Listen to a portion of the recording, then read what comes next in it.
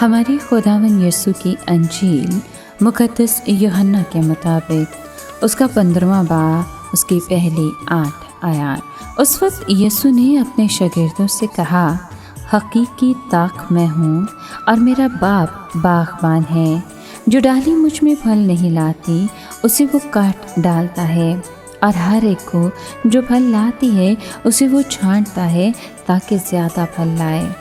اب تم اس کلام کے سبب سے جو میں نے تم سے کیا ہے پاک ہو گئے ہو۔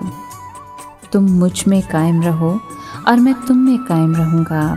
جس طرح کی ڈالی جب تک وہ طاق میں لگی نہ رہے اپنے آپ سے پھل نہیں لا سکتی، اسی طرح تم بھی جب تک مجھ میں قائم نہ رہو۔ طاق میں ہوں، تم ڈالیاں ہوں۔ جو مجھ میں رہتا ہے اور میں اس میں، وہ بہت پھل لاتا ہے، کیونکہ مجھ سے جدا تم کچھ نہیں کر سکتے۔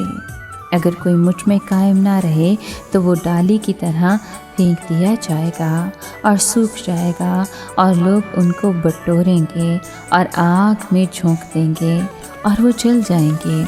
اگر تم مجھ میں رہو اور میری باتیں تم میں رہیں تو جو کچھ تم چاہتے ہو مانگو، وہ تمہارے لیے ہو جائے گا۔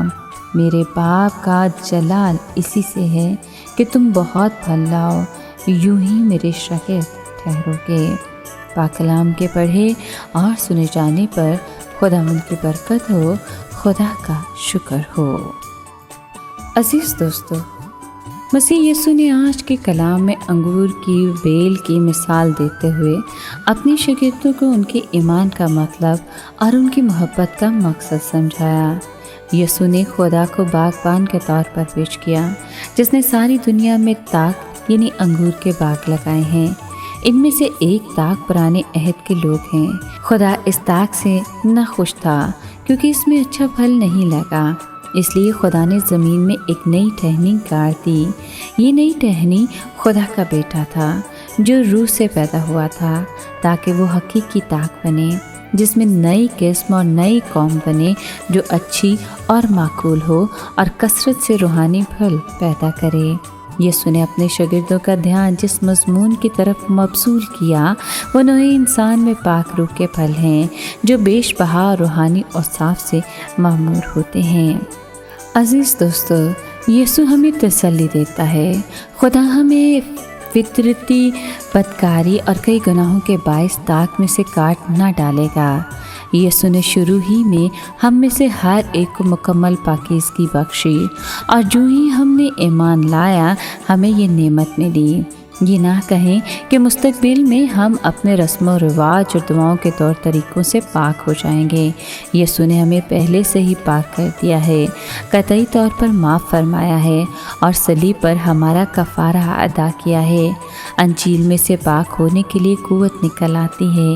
یہ ہماری کوششوں کا نتیجہ نہیں، نہ ہماری اذیت اور پختگی جو ہمیں پاک کرتی ہے، بلکہ صرف خدا کا کلام ہی ایسا کرتا ہے۔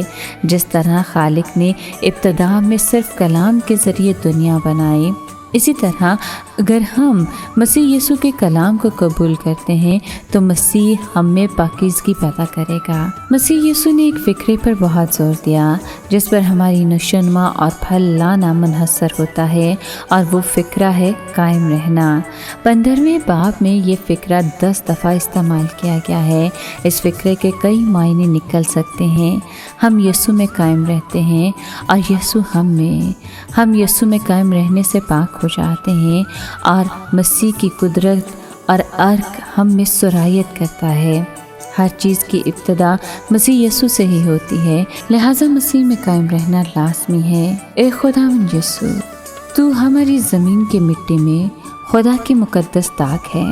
تیرے ہی طفیل سے ہم سب سے اچھے اوصاف حاصل کرتے ہیں۔ ہمارے دل تمام بدی کا منبع ہیں۔ ہم تیرے مشکور ہیں کہ تو نے انجیل کے ذریعے ہمیں پاک کیا، ہمیں تو نے اپنے نام میں قائم رکھا تاکہ ہم تیرے پاک روح کی قوت سے ہمیشہ محبت کا پھل پیدا کر سکیں۔ تیرے بغیر ہم کچھ بھی نہیں کر سکتے۔ ہمیں فضل بخش کہ ہم کمزوری کی حالت میں صرف اپنے لیے نہ جئیں بلکہ ہمیشہ تجھ میں قائم رہیں۔